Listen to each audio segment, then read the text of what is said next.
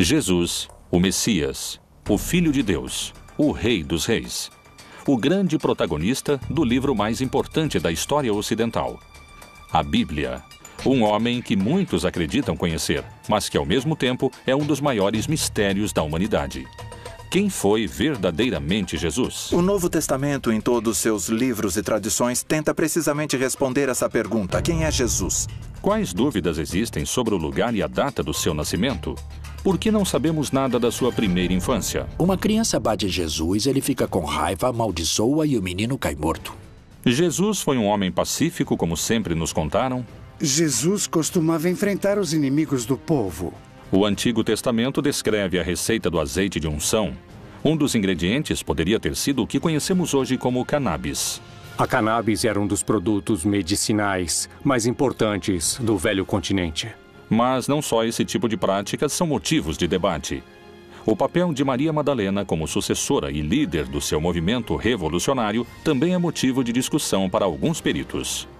Era importante por ser ela, não por ser amante de Jesus. Jesus foi um homem comum?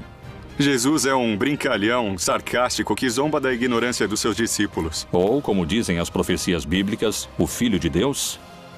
Foi o líder dos cristãos ou foi o Deus de outra religião? Jesus se vê como o Filho do Sol.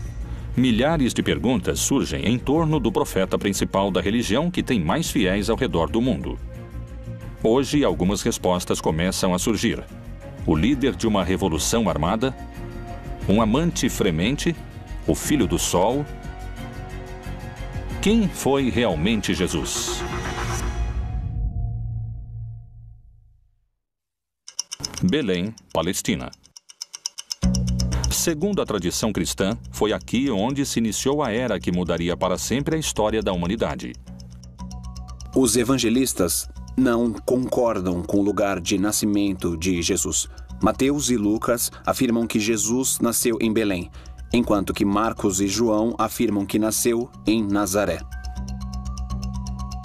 A Virgem Maria é uma mulher da Galileia. A região de Israel está dividida em 3 regiões: o sul, Judeia, o centro, Samaria e o norte, Galileia. Aqueles são galileus. Nazaré é uma aldeia da Galileia. Então, um bom judeu tem que ser da Judeia e não da Galileia. Esses últimos seriam da periferia. Como descendente de Davi, o Messias devia nascer na zona davínica, por assim dizer, em Judá, em Belém. Como chega a Nazaré vindo de Belém, é também parte dos relatos que devem ser construídos. Lucas, que é quem faz o trabalho historiográfico mais importante, usa como dado de referência histórica um censo de Augusto César, e é na época de Herodes o Grande, em Jerusalém.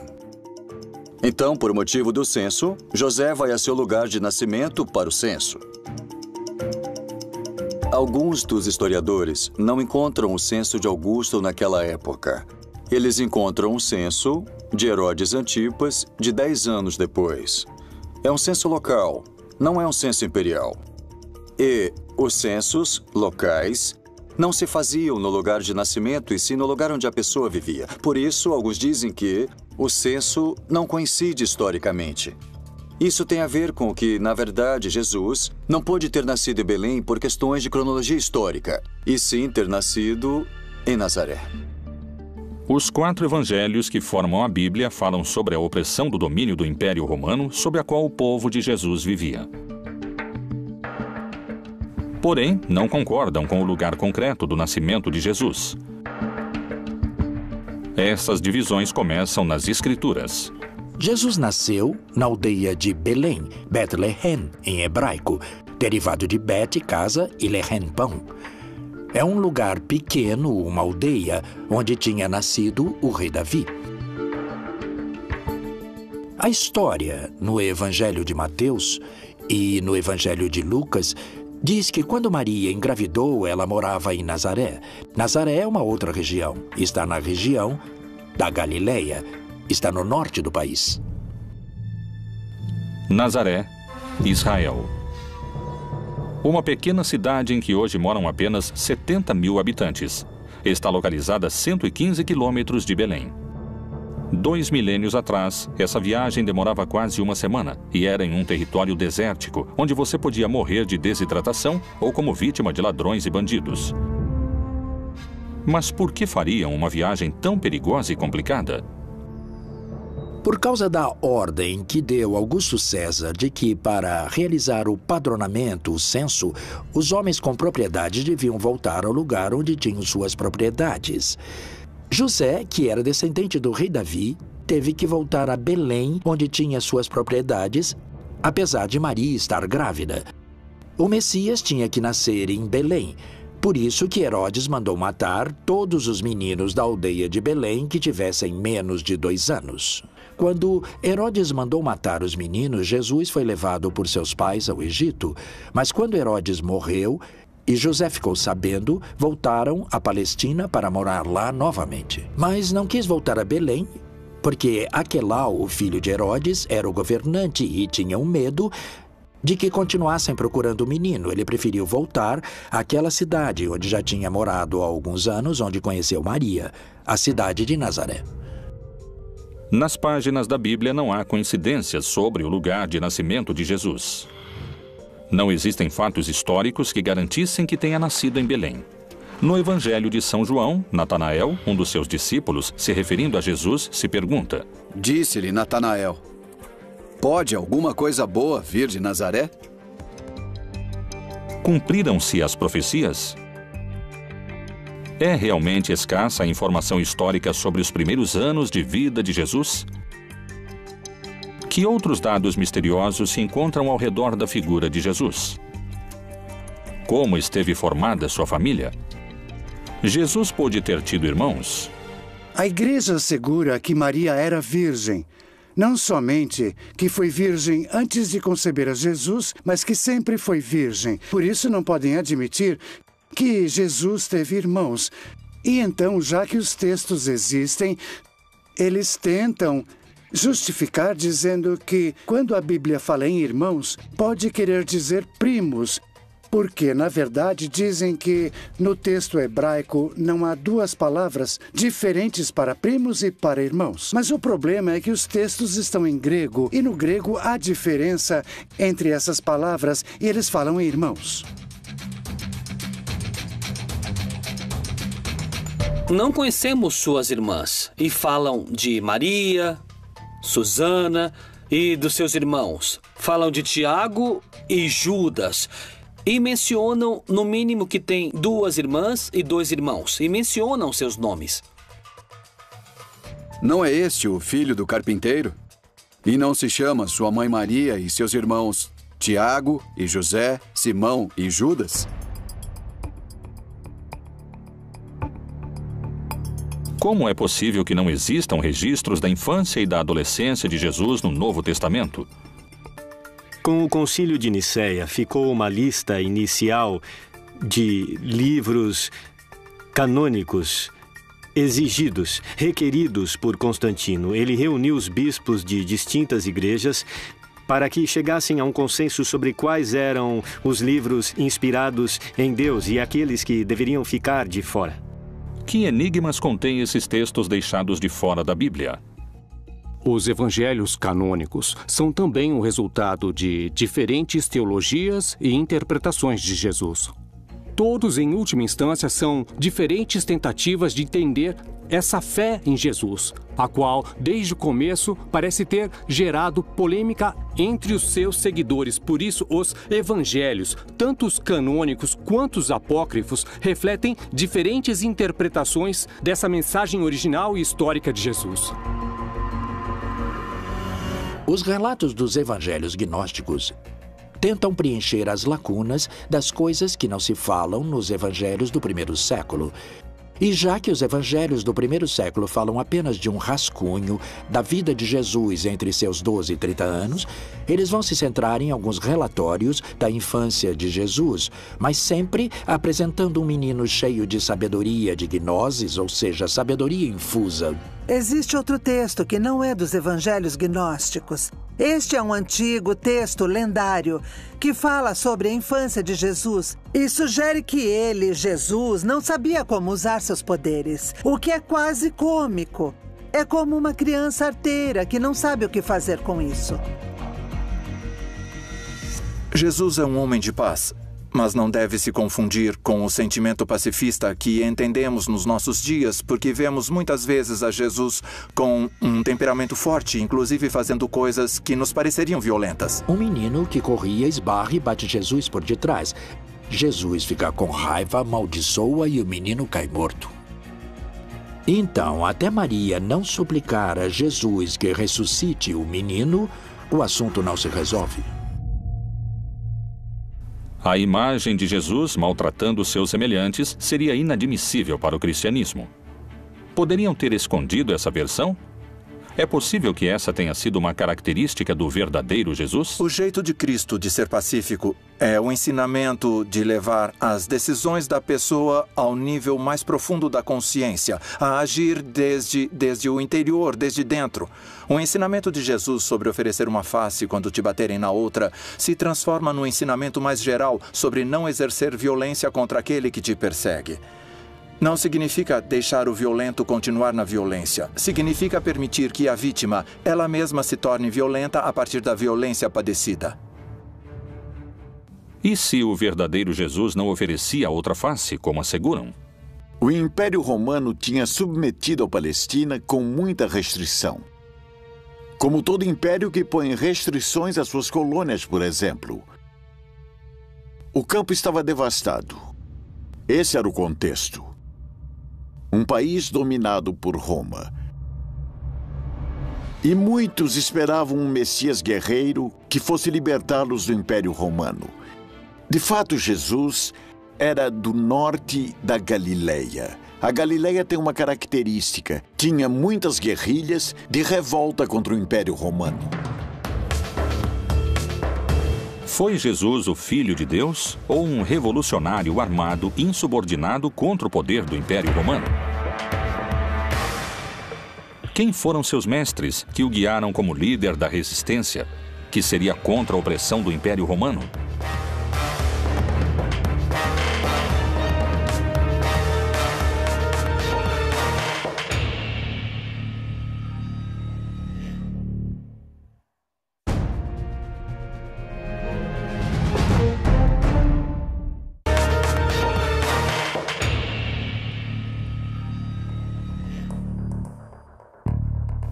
São poucos os dados que se obtêm sobre a juventude de Jesus, e seu lugar de nascimento ainda é um tema de debate. O que ninguém duvida é que lá pelo ano 0 da nossa era, Roma tinha se tornado o império mais extenso antes visto na humanidade. Nos tempos de Jesus, os romanos dominavam o território palestino com opressão e sangue. Qual foi realmente a reação de Jesus diante da opressão romana? Quem foram seus mestres ou mentores? Antes que Jesus se tornasse um líder espiritual, outro homem mobilizava multidões. Era conhecido pelos seus batismos no Rio Jordão. Foi um dos profetas mais importantes da sua época, e para muitos podia chegar a ser o Messias. João Batista foi filho de um sacerdote judeu, e todo sacerdote judeu é filho da família de Arão e da tribo de Levi. Ele começa dizendo que o reino de Deus tinha se aproximado e que quando o reino de Deus se estabelecesse, segundo o Apocalipse, todos os malvados seriam vencidos. E disse que faria uma manifestação da sua decisão em uma ablução ou batismo na água. João Batista era um predicador carismático. Seu sermão começava a ser cada vez mais desconfortável para os líderes romanos. Ele era um revolucionário naquela época. João Batista foi um dos profetas que, naquele momento, lideravam o movimento contra a dominação romana e também contra a dominação sacerdotal. Nesse movimento é que Jesus de Nazaré inicia sua militância. Jesus de Nazaré se incorpora no movimento de Batista. Ele é batizado pelo Batista. O batismo era o sinal de entrada a esse movimento. Herodes Antipas vê que o movimento de Batista é perigoso, então faz com que o aprisionem e depois com que o assassinem. Nesse momento, quando o aprisionam, Jesus se separa do movimento, sai da Pérea e volta à sua terra, que é a Galileia, e ali começa a formar seu próprio movimento. A partir do batismo, todos os sinais e eventos apontam que esse carpinteiro de Nazaré é alguém extraordinário. É alguém que tem o apoio do Espírito Santo, que era basicamente a presença de Deus no mundo para estabelecer seu reino. Jesus se tornaria o líder de um movimento cada vez mais multitudinário. Que filosofia ou prática cumpriam os essênios naquela época? Os essênios foram um grupo que tinha pensamentos muito importantes durante aquela época. Os essênios eram uma escola de pensamento iniciático, esotérico. Muito provavelmente Jesus, naqueles períodos da sua vida, dos quais se conhece relativamente pouco, porque está pouco explicado nos evangelhos. Estou falando do período da sua adolescência, da sua infância. Há muitas alusões a que Jesus possivelmente foi educado entre esses essênios. Os essênios foram um grupo, uma seita judaica, que tem relação com a origem da pureza. A primeira notícia que temos sobre eles é a de Flávio Josefo, que diz que eles viviam no deserto de Judeia. Era um grupo que tinha se distanciado do sacerdócio oficial em Jerusalém, porque o consideravam cúmplice do Império Romano e corrupto na sua forma de viver a religião. Qual era o contexto social da época que pôde ter seduzido a Jesus e a João Batista a fazer parte dos essênios? Segundo a Bíblia, Jesus se movia com um grupo de discípulos pelas terras da Judéia. Esse movimento podia ser perigoso sob os olhos do Império Romano. Quando Jesus começa a fazer parte do movimento e começa a ser perseguido, devemos levar em conta que a perseguição que estabelecem tanto Herodes Antipas, desde a Galileia, como o Império Romano também o faz desde o princípio. No Evangelho de Marcos, no capítulo 3, consta que os fariseus vão procurar os partidários de Herodes Antipas, para matar Jesus, para eliminá-lo. Por isso, Jesus nunca consegue entrar de fato nas cidades. A única vez que entra em uma cidade é em Jerusalém e lá o matam. Os seguidores do Império Romano não hesitaram em decapitar João Batista. Jesus colocava sua vida em perigo e o movimento devia ser muito organizado. E levantando-se dali, foi para os termos da Judéia, além do Jordão. E a multidão se reuniu em torno dele e tornou a ensiná-los, como tinha por costume. Ele expressa com muita clareza em um debate que acontece com seus próprios discípulos. Eles dizem para Jesus que quando se consolidar o reino de Deus, eles vão dividir o poder. E Jesus diz, vocês estão completamente errados porque não há nada para dividir. Porque vocês acreditam que o conceito de poder é a dominação, ou seja, que é a arquia. Daí que vem hierarquia, isto é, domínio sagrado. Vocês têm que pensar nele como diaconia ou como douleia, no grego, que significa serviço, como escravo que serve. E, portanto, ele diz, nesse projeto, os últimos, ou seja, os camponeses, os pobres, serão os primeiros. Era revolucionário não só para aquela época, mas para todas as épocas. Na verdade, o seu projeto era o projeto daquilo que hoje nós denominamos comunismo. Quais poderiam ter sido os motivos pelos quais seu movimento teria aumentado a quantidade de seguidores exponencialmente? Evidentemente, os signos extraordinários que Jesus Cristo realizou puderam gerar um assombro e um crescimento no grupo daqueles que o seguiam. Os evangelhos, além de falarem sobre eventos pontuais de milagres, fazem sumários que também nos permitem entender quais seriam essas atividades. Teria realizado curas de enfermos, teria realizado exorcismos, ou seja, expulsão de demônios, teria realizado inclusive algumas ressurreições, ou seja, trazer à vida uma pessoa que estava morta. Teria realizado a multiplicação dos pães, teria caminhado sobre as águas. Portanto, uma série de sinais que nos demonstram que chegou o reino de Deus e que ele é uma pessoa autorizada, inclusive sobre as forças da natureza. Jesus percorria as terras da Judéia se protegendo dos romanos.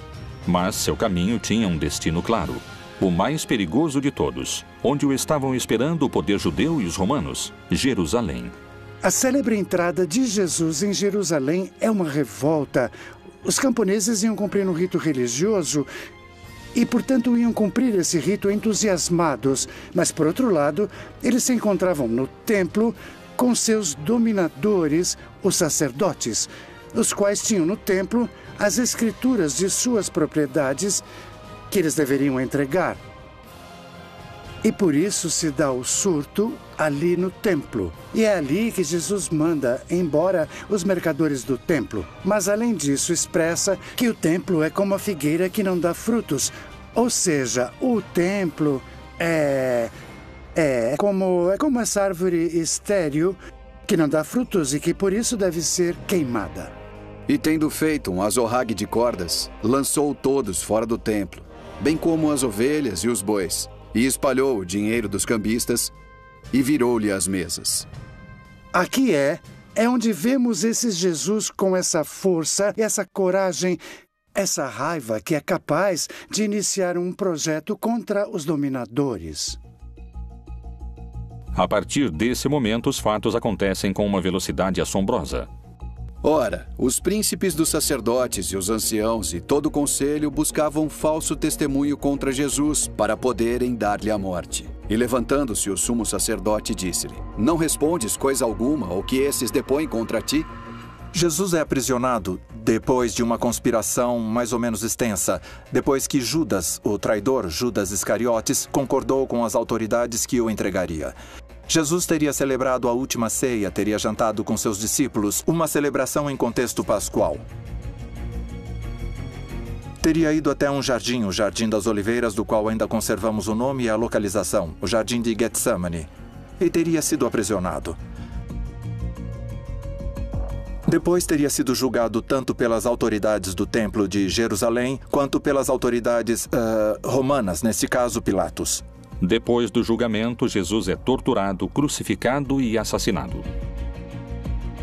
O único castigo era a cruz, e a prova é que quando Jesus morre, não está só. Há 2 homens ao seu lado, e que, segundo a tradução no grego, não são simples ladrões.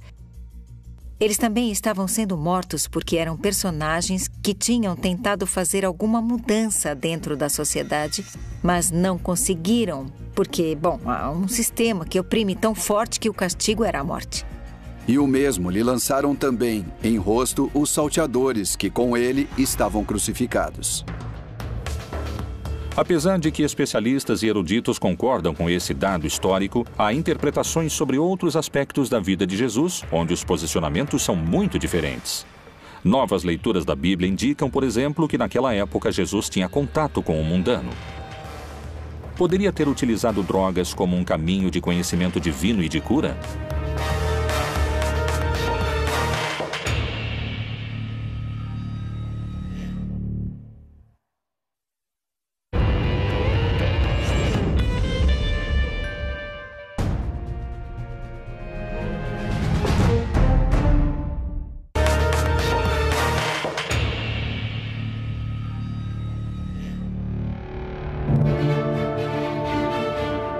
Segundo o que conta a tradição bíblica, durante seus anos, Jesus percorreu as terras da Judéia fazendo milagres.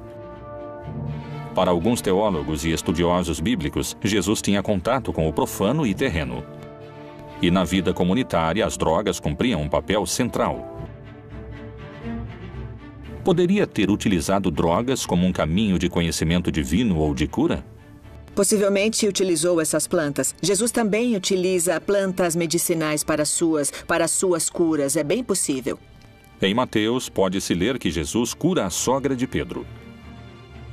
E chegada a tarde, trouxeram-lhe muitos endemoniados. E ele, com a sua palavra, expulsou dele os espíritos e curou todos os que estavam enfermos. Em todos os milagres de nosso Senhor Jesus, a cura aos cegos ou à morte ou aos mancos, inclusive se levantando da morte, como ele faz, todos esses milagres apontam sua identidade como Filho de Deus. Os milagres não são o fim, não é assim.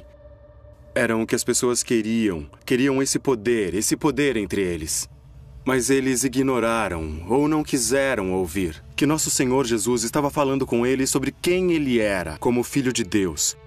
E por isso, seu maior milagre se torna sua própria ressurreição entre os mortos.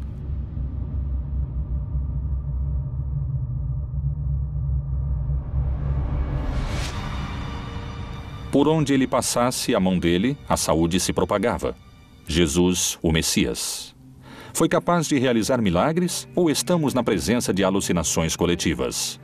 Acredito que todos os grupos religiosos e místicos que desenvolveram diferentes práticas espirituais ao longo da história incorreram em práticas que favorecem a formação de estados de consciência pouco comuns ou também pouco raros. Como, por exemplo, a dança frenética que acontecia às vezes dentro de casas, e sabe-se que elas ficavam cheias de fumaça e que no meio de uma dança ou de um baile muito intenso geravam estados de êxtase.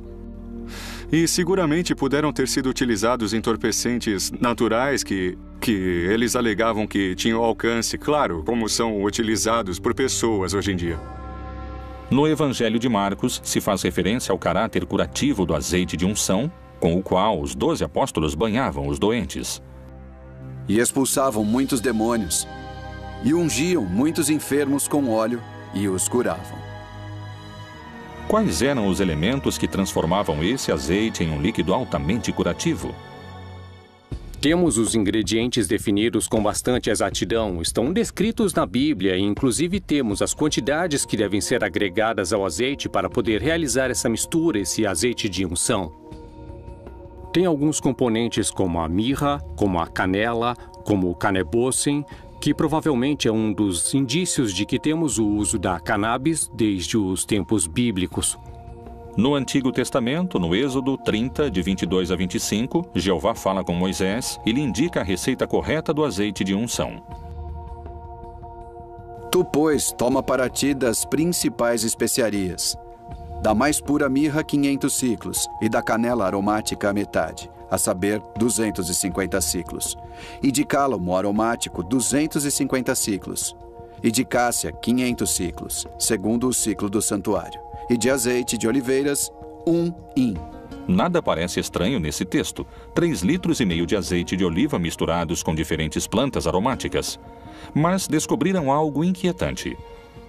Esse azeite era utilizado única e exclusivamente para ungir reis, profetas ou personagens importantes. Não era um azeite que fosse utilizado em outro tipo de circunstâncias. Era exclusivamente para aquilo.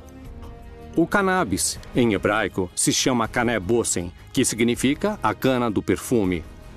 E se nós pudermos dar um pouco de asas à nossa imaginação, apesar de não ser aceito por todos os acadêmicos que se dedicam à linguística, aparentemente canebossem pode virar canebós e depois pode virar cannabis. E finalmente seria cannabis sativa, que é o nome do Ineus, que é o nome da planta hoje. Jesus, sendo judeu e tendo caminhado por todas as terras da Judéia, de Samaria e até o Oriente, o mais seguro é que tenha entrado em contato com as tribos que povoaram essas regiões e provavelmente até na Índia, onde se pensa que Jesus possa ter entrado em contato com alguma dessas substâncias, já que em algum momento passou lá uma parte da sua vida. A cannabis era um dos produtos medicinais adivinhatórios místicos mais importantes do velho continente. Por outro lado, a experiência com drogas vai ser sempre subjetiva, ou seja, só a pessoa que está experimentando a alucinação pode sentir essa presença. Mas não há um milagre do lado de fora, aquele que está do lado de fora não sabe o que acontece. Os evangelhos aceitos pela Igreja Católica nos permitem indagar sobre o uso de plantas psicotrópicas para a cura. Mas o que revelam esses textos? As drogas eram uma ferramenta do primeiro cristianismo para se aproximar ao conhecimento? O consumo de psicotrópicos era uma prática comum? Alto Egito, 1769. A tradução do segundo livro de Geu revela certos rituais xamânicos presentes nos anos de fundação do cristianismo. O Senhor providenciou um lugar para as oferendas, colocando um jarro de vinho para a direita e outro para a esquerda, e derramou algumas bagas e especiarias em torno dos recipientes. Ele, então, colocou uma certa planta em suas bocas, e também outra planta em suas mãos, e estendeu, em ordem, em torno do sacrifício da iniciação. Durante esses 2000 longos anos da igreja, o vinho que sempre foi utilizado era o vinho de uva, sem nenhuma outra mistura e nem de ervas aromáticas nem de álcool. Vinho puro de uva. Os textos gnósticos permitem compreender o uso das drogas a partir de um aspecto revelador. A imagem de um Jesus utilizando substâncias se afasta cada vez mais do Messias, do Cristo católico. Mas essa não é a única imagem distorcida que muitos especialistas induzem à figura de Jesus. Alguns asseguram que, a partir do enfoque político, existia um vínculo entre Jesus e Maria Madalena. Essa afirmação poderia mudar para sempre a construção que se fez historicamente da relação entre eles. Maria Madalena foi seu braço direito na cruzada revolucionária que o Messias levantava contra o Império Romano?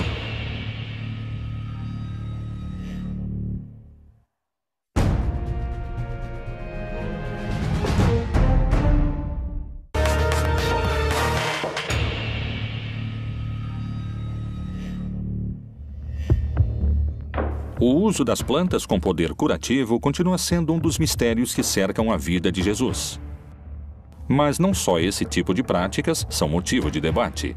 O papel de Maria Madalena como sucessora e líder do seu movimento revolucionário também está em discussão, segundo especialistas. Maria Madalena é, para mim, tirando a Maria, mãe de Jesus, a mulher mais relevante nos evangelhos. É tão importante que eu acompanho como apóstolo durante todo o percurso. Sim, ela foi uma discípula realmente muito querida, ao ponto de ser a primeira que consegue perceber que Jesus havia ressuscitado. A primeira a quem que Jesus ressuscitado a vida fala, e é a ela que é dada a missão de dizer a todos os apóstolos, incluindo Pedro, que Jesus voltou à vida. Então ela tem essa missão. Isso lhe dá um papel importantíssimo nos evangelhos. Digo novamente, depois de Maria, a mãe de Jesus, é a mulher que eu arrisco a chamar praticamente de apóstolo. É a mulher mais importante dos evangelhos. A Bíblia e o Novo Testamento apresentam muitas Marias, mas essa é específica. Maria Madalena, isso é claro. E essa mulher, que era uma mulher descentrada, destruída, vai se tornar pouco a pouco a discípula preferida. Obviamente, para um mundo patriarcal, machista, isso não é possível. Que aquela que vá na frente junto com o mestre seja uma mulher. Aquela que era uma pessoa da qual expulsaram 7 demônios, destruída, tornou-se a mestre. Aquela que melhor entendeu o que significava essa nova versão religiosa. É a discípula mais avançada de Jesus. No simbolismo místico, está escrito que quando alguém começa a vida mística, beija Jesus nos pés. Quando está mais avançado, beija Jesus nas mãos. Quando se transforma em Jesus, beija Jesus na boca. E os textos gnósticos dizem que ela é a única que beijava Jesus na boca. Tem diversos textos que provam incisivamente que tanto as mulheres como os homens faziam parte do projeto de Jesus. Esses textos nos ajudam a entender a radicalidade da revolução que significa o projeto de Jesus, porque a liberação da mulher é uma coisa absolutamente impensada naquela época. E pensemos que, nesse momento, ainda estamos lutando por isso e que Jesus já tinha se adiantado completamente a tudo isso. E em seu movimento, tanto homens quanto mulheres participavam em condições semelhantes. Os livros gnósticos ajudam a formar uma opinião diferente daquela que pode se encontrar entre as páginas do livro sagrado.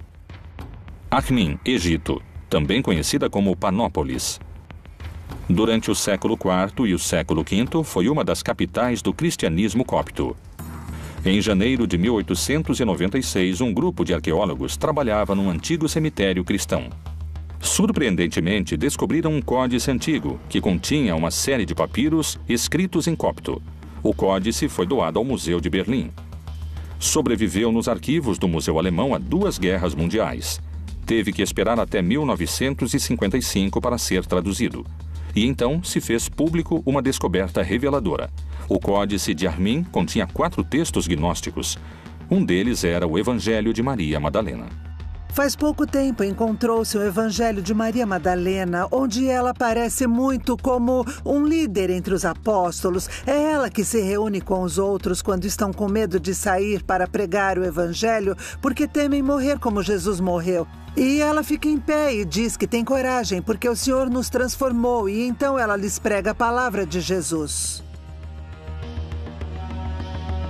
O Evangelho de Maria Madalena se refere que a mulher vai ter uma importância muito grande pelo motivo de que é necessário retomar as ideias de que Deus também é feminino ou que também há deusas.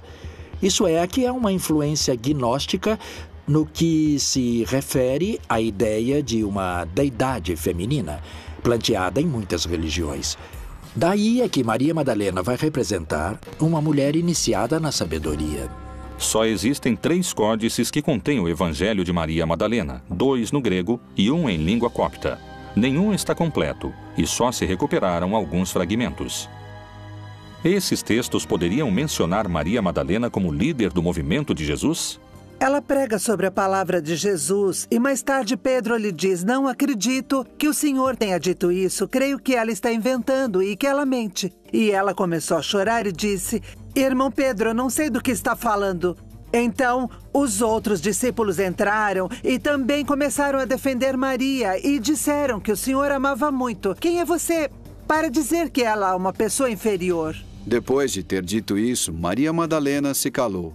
Pedro respondeu e disse aos irmãos: dizei o que tendes para dizer sobre o que ela falou.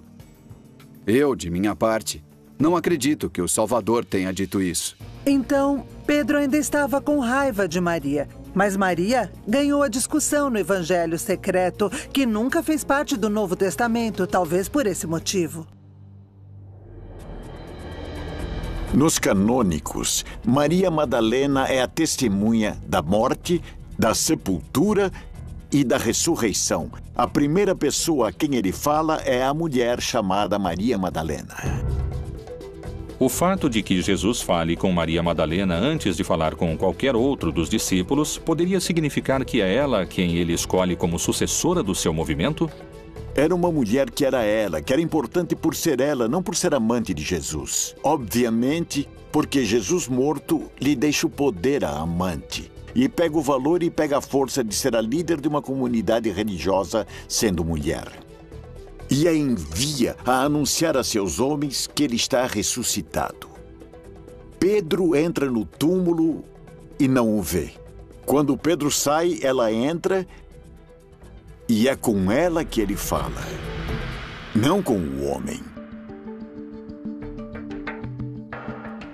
E ela tromba com ele e não o reconhece. E ela pergunta: onde você colocou o corpo do meu senhor? Então ele a chama por seu nome. Miriam, ele diz. Quando falam teu nome, você sabe que é você sujeito.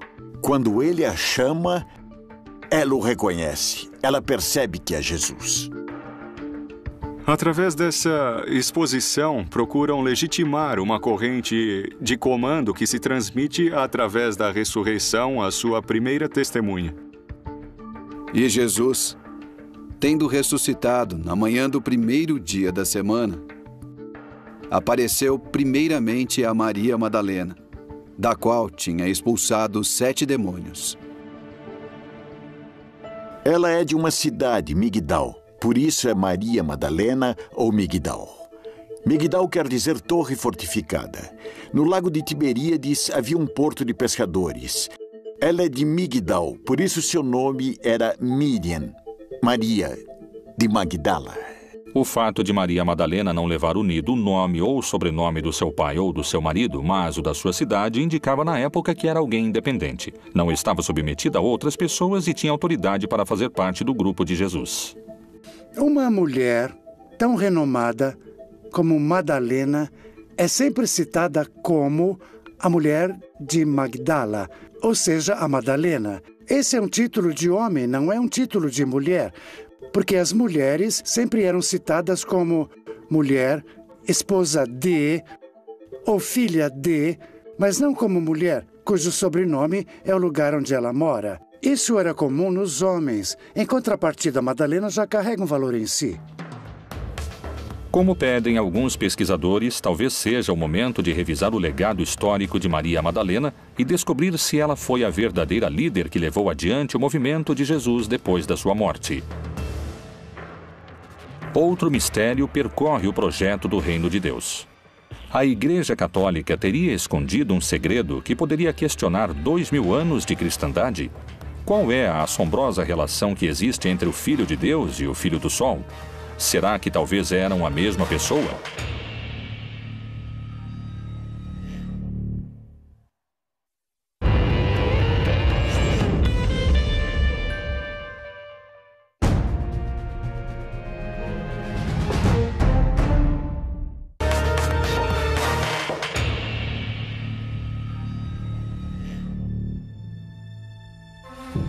As questões sobre a origem do lugar de nascimento de Jesus, sobre se ele pertenceu ou não a um movimento revolucionário, o uso de drogas com poder curativo e o legado político de Maria Madalena seguiram sendo um mistério de debate.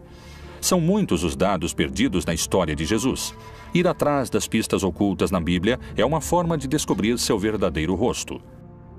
Jesus pode ser a representação de outras crenças?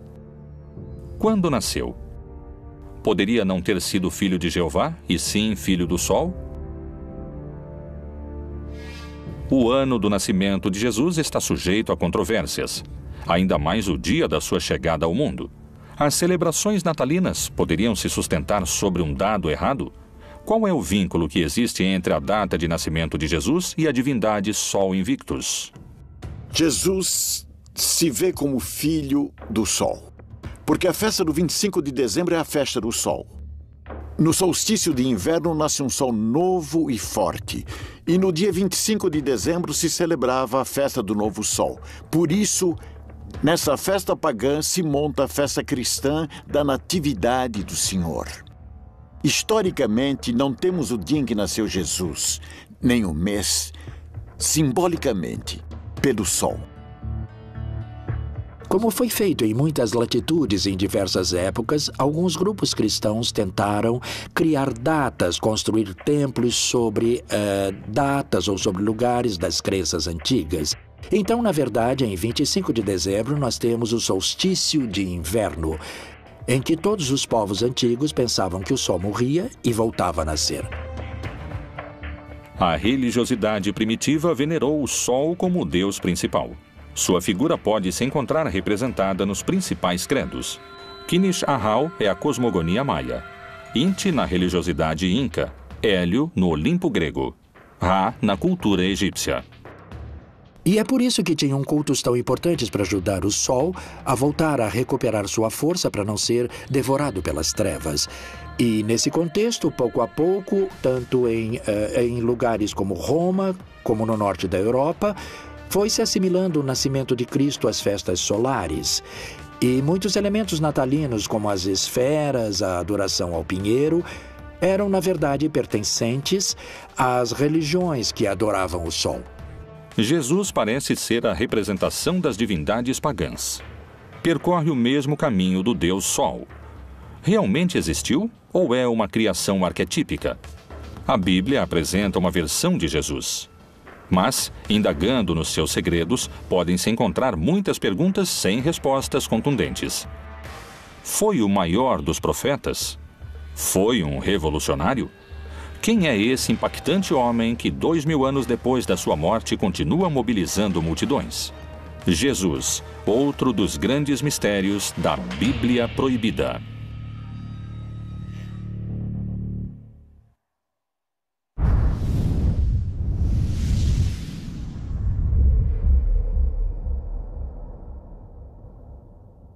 o entregaria.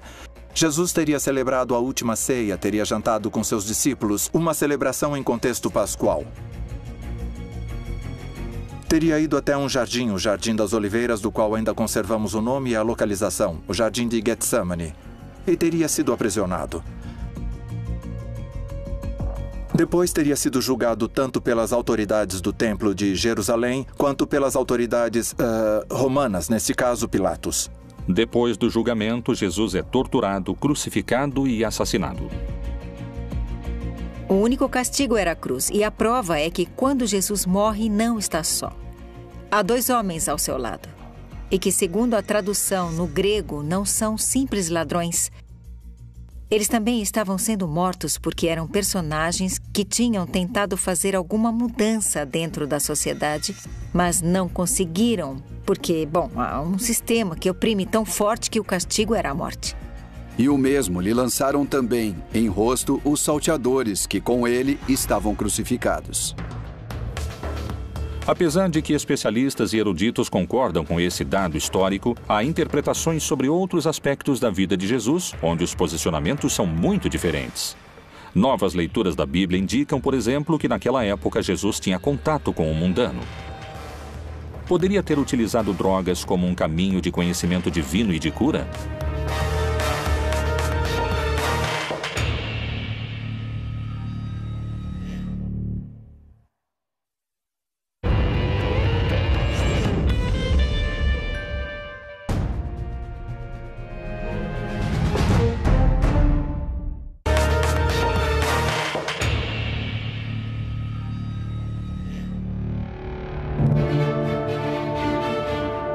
Segundo o que conta a tradição bíblica, durante seus anos, Jesus percorreu as terras da Judéia fazendo milagres.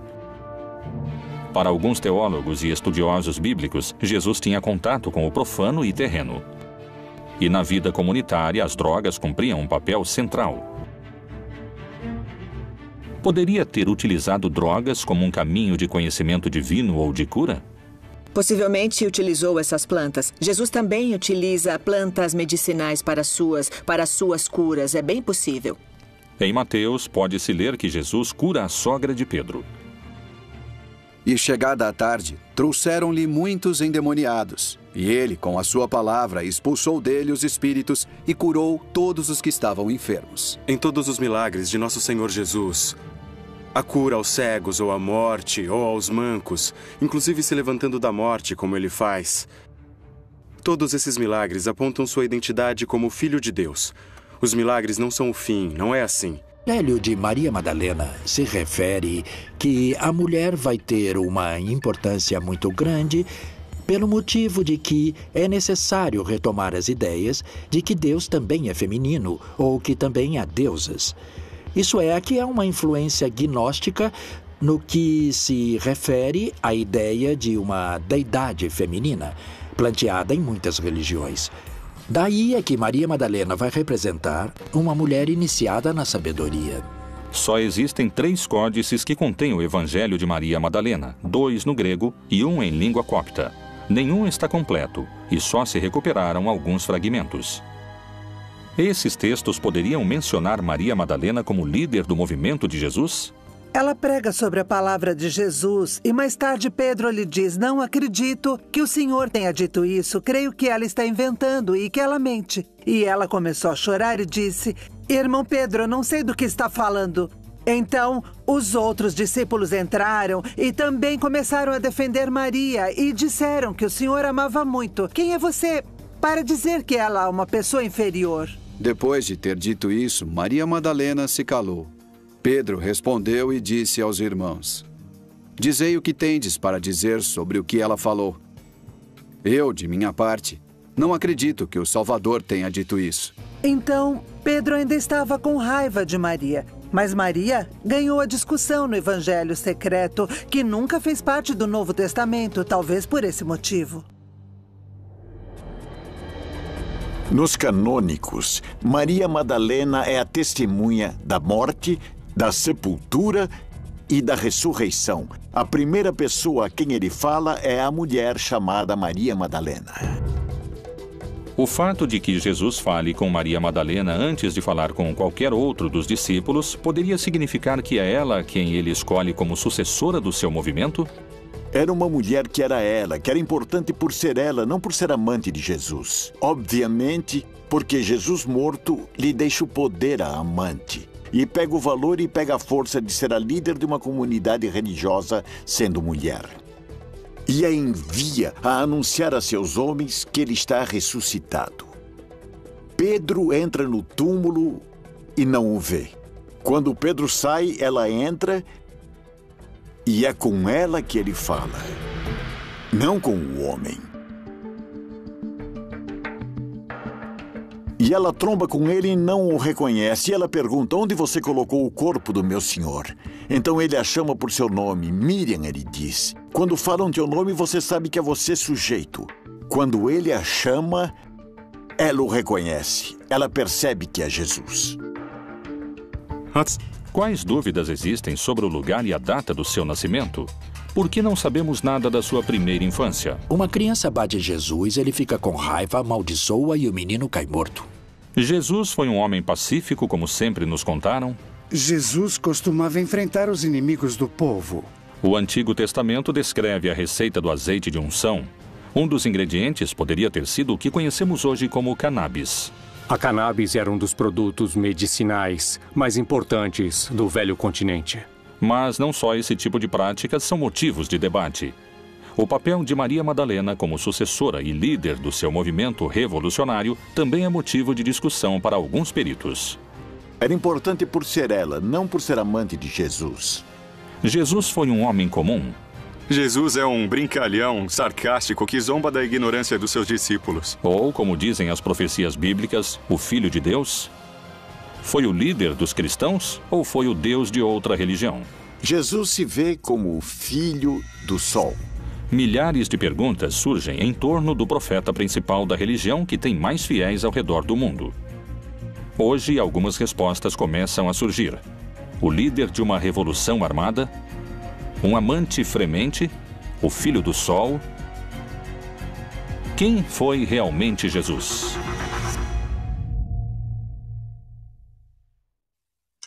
Belém, Palestina.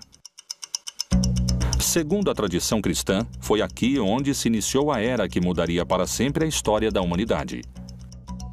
Os evangelistas não concordam com o lugar de nascimento de Jesus. Mateus e Lucas afirmam que Jesus nasceu em Belém, enquanto que Marcos e João afirmam que nasceu em Nazaré. A Virgem Maria é uma mulher da Galileia. A região de Israel está dividida em 3 regiões. O sul, Judeia, o centro, Samaria e o norte, Galileia. Aqueles são galileus. Nazaré é uma aldeia da Galileia. Então, um bom judeu tem que ser da Judeia e não da Galileia. Esses últimos seriam da periferia. Como descendente de Davi, o Messias devia nascer na zona davínica, por assim dizer, em Judá, em Belém.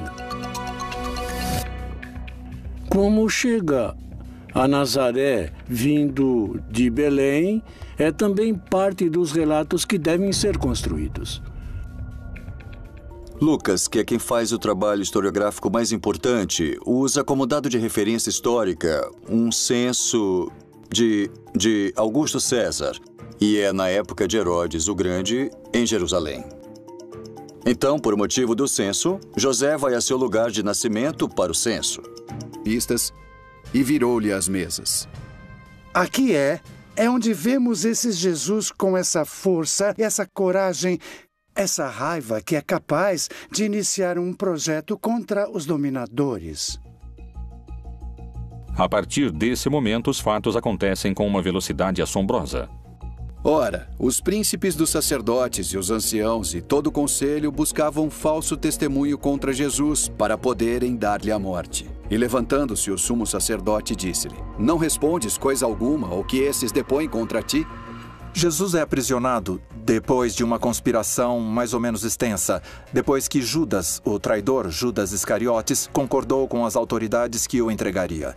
Jesus teria celebrado a última ceia, teria jantado com seus discípulos, uma celebração em contexto pascual. Teria ido até um jardim, o Jardim das Oliveiras, do qual ainda conservamos o nome e a localização, o Jardim de Getsemane, e teria sido aprisionado. Depois teria sido julgado tanto pelas autoridades do Templo de Jerusalém, quanto pelas autoridades romanas, nesse caso Pilatos. Depois do julgamento, Jesus é torturado, crucificado e assassinado. O único castigo era a cruz, e a prova é que quando Jesus morre, não está só. Há 2 homens ao seu lado, e que, segundo a tradução no grego, não são simples ladrões. Eles também estavam sendo mortos porque eram personagens que tinham tentado fazer alguma mudança dentro da sociedade, mas não conseguiram, porque, há um sistema que oprime tão forte que o castigo era a morte. E o mesmo lhe lançaram também em rosto os salteadores que com ele estavam crucificados. Apesar de que especialistas e eruditos concordam com esse dado histórico, há interpretações sobre outros aspectos da vida de Jesus, onde os posicionamentos são muito diferentes. Novas leituras da Bíblia indicam, por exemplo, que naquela época Jesus tinha contato com o mundano. Poderia ter utilizado drogas como um caminho de conhecimento divino e de cura?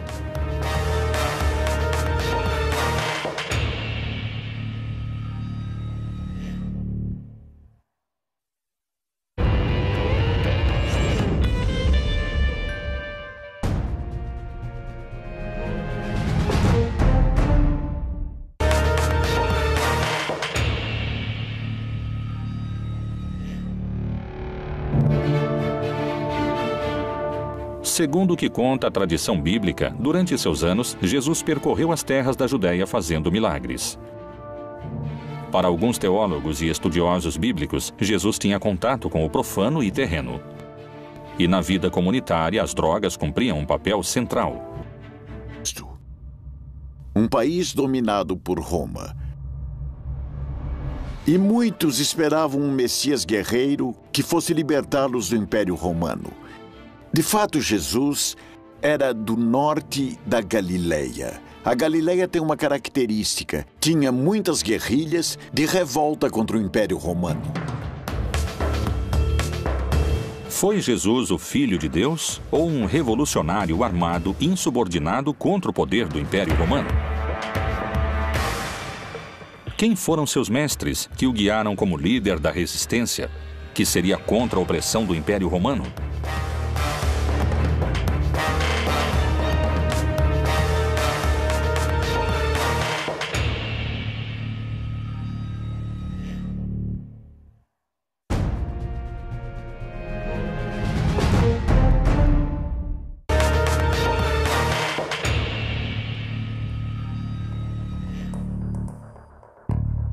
São poucos os dados que se obtêm sobre a juventude de Jesus, e seu lugar de nascimento ainda é um tema de debate. O que ninguém duvida é que lá pelo ano 0 da nossa era, Roma tinha se tornado o império mais extenso antes visto na humanidade. Nos tempos de Jesus, os romanos dominavam o território palestino com opressão e sangue. Qual foi realmente a reação de Jesus diante da opressão romana? Quem foram seus mestres ou mentores? Antes que Jesus se tornasse um líder espiritual, outro homem mobilizava multidões.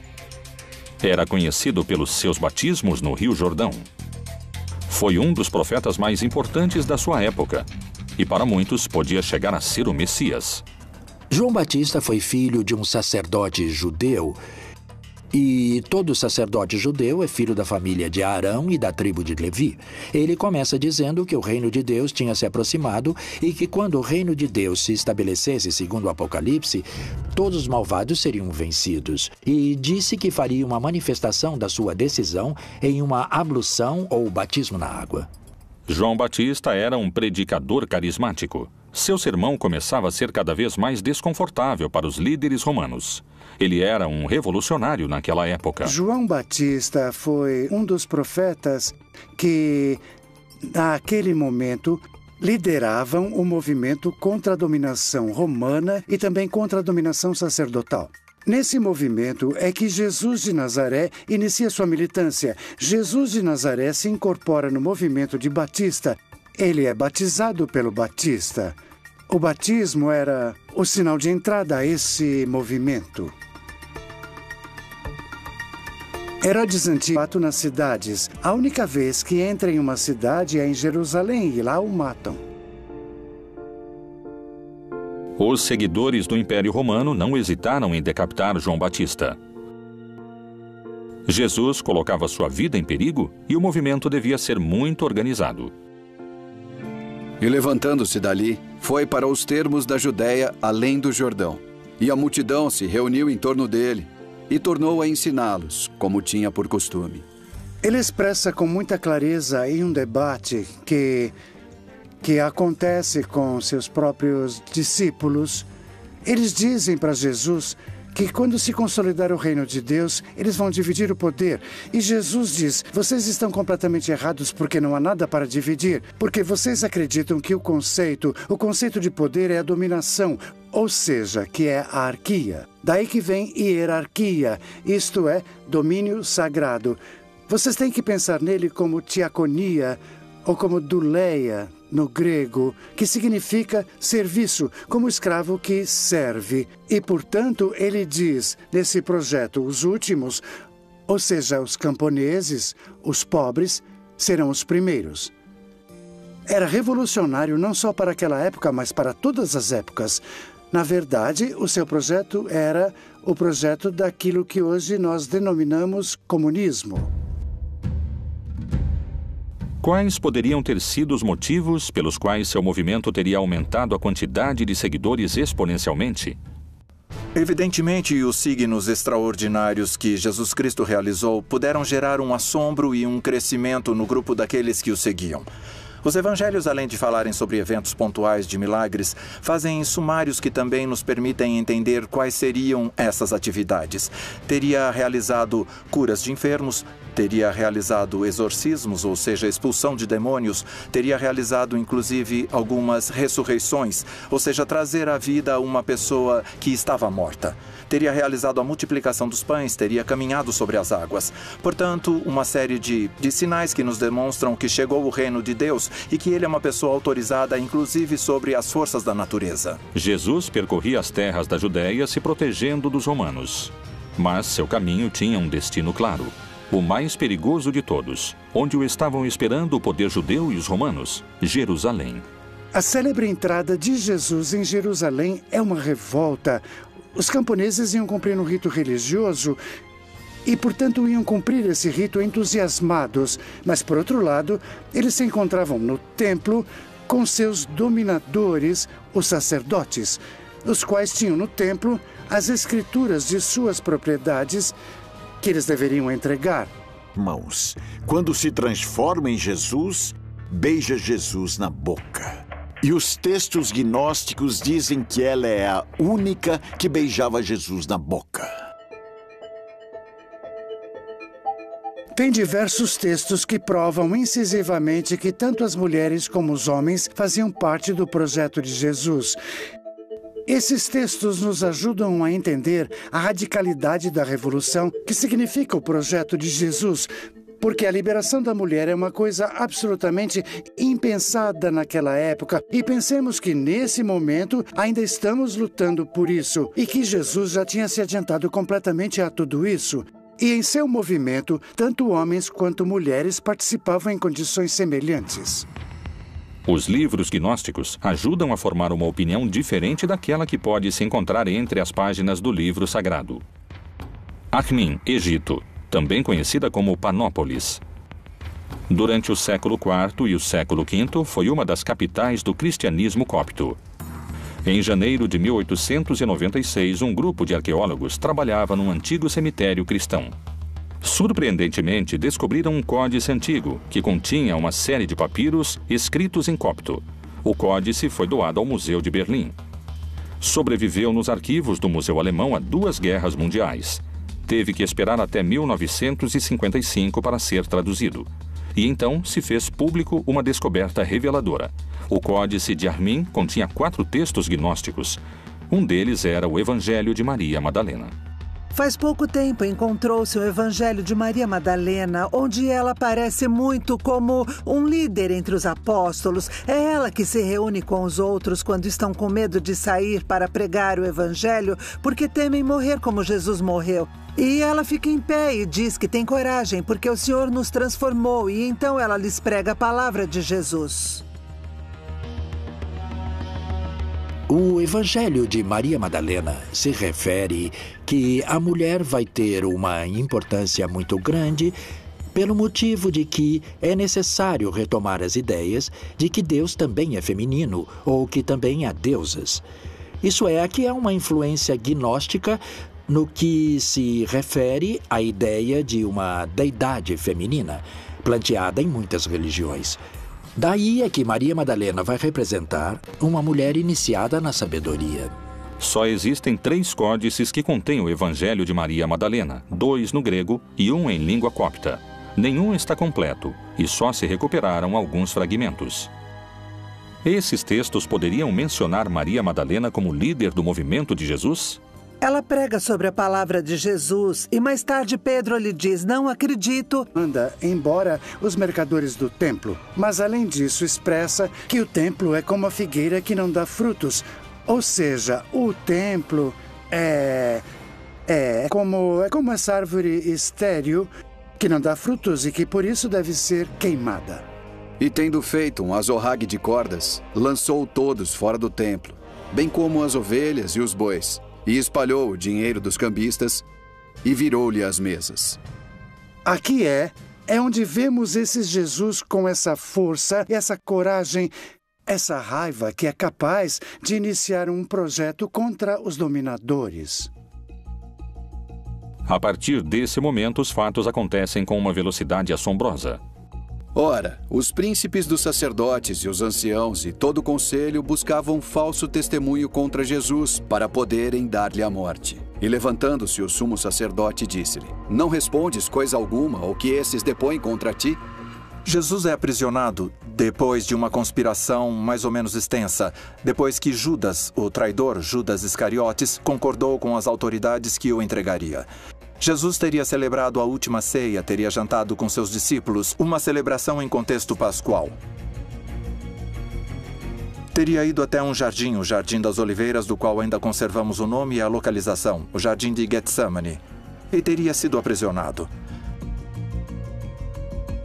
Depois teria sido julgado tanto pelas autoridades do Templo de Jerusalém, quanto pelas autoridades romanas, nesse caso Pilatos.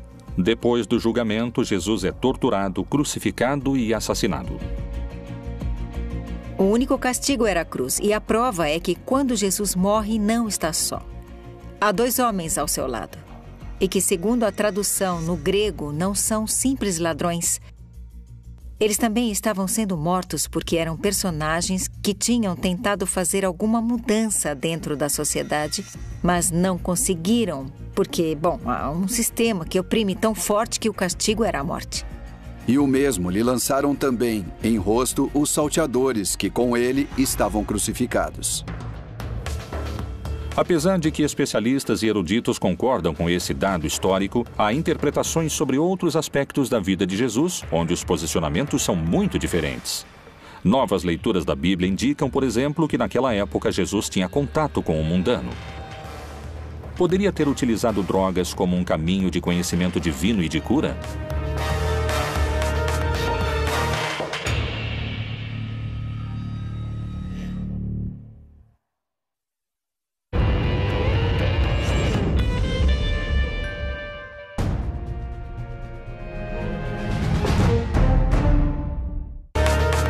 Fome.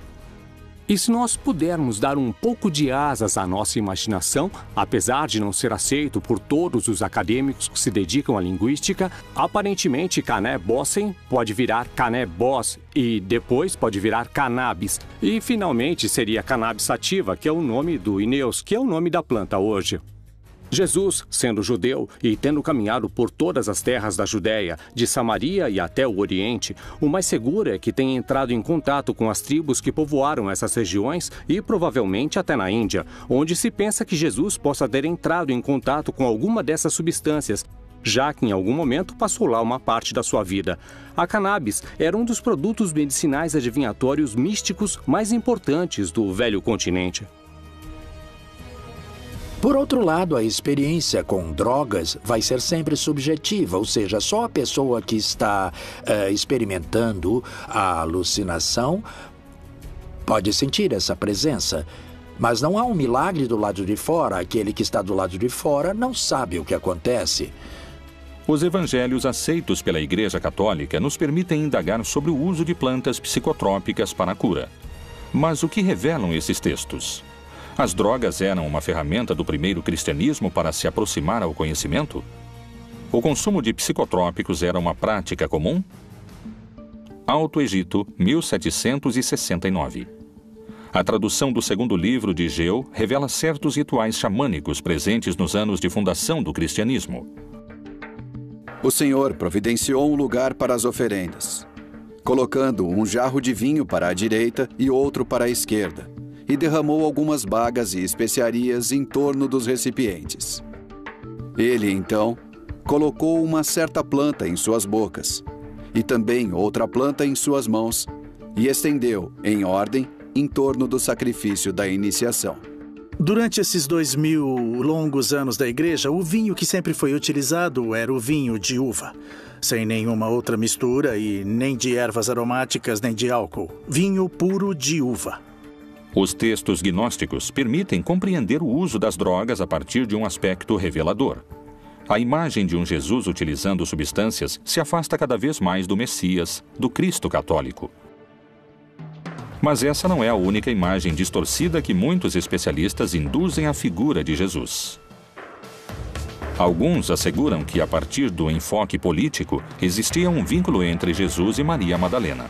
Essa afirmação poderia mudar para sempre a construção que se fez historicamente da relação entre eles. Maria Madalena foi seu braço direito na cruzada revolucionária que o Messias levantava contra o Império Romano? Conhecimento divino e de cura?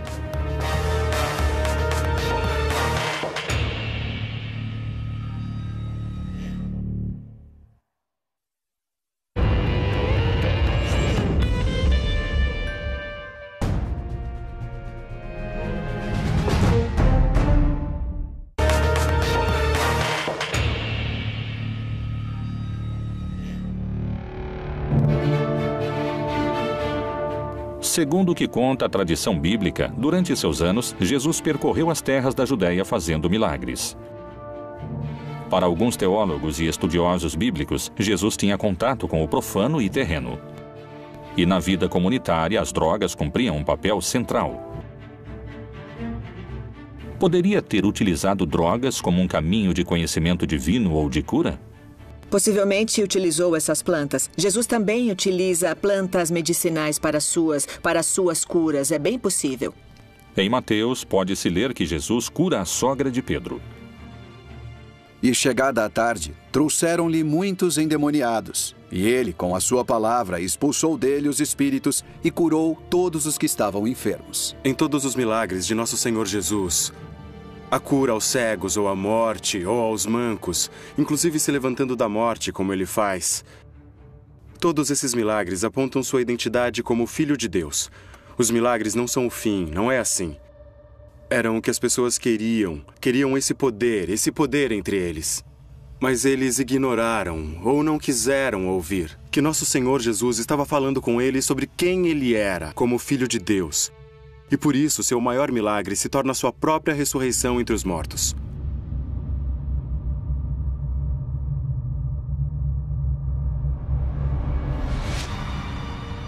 Por onde ele passasse a mão dele, a saúde se propagava. Jesus, o Messias. Foi capaz de realizar milagres ou estamos na presença de alucinações coletivas? Acredito que todos os grupos religiosos e místicos que desenvolveram diferentes práticas espirituais ao longo da história incorreram em práticas que favorecem a formação de estados de consciência pouco comuns ou também pouco raros, como, por exemplo, a dança frenética que acontecia às vezes dentro de casas, e sabe-se que elas ficavam cheias de fumaça e que no meio de uma dança ou de um baile muito intenso geravam estados de êxtase. E seguramente puderam ter sido utilizados entorpecentes naturais que eles alegavam que tinham alcance, claro, como são utilizados por pessoas hoje em dia. No Evangelho de Marcos, se faz referência ao caráter curativo do azeite de unção, com o qual os 12 apóstolos banhavam os doentes. E expulsavam muitos demônios, e ungiam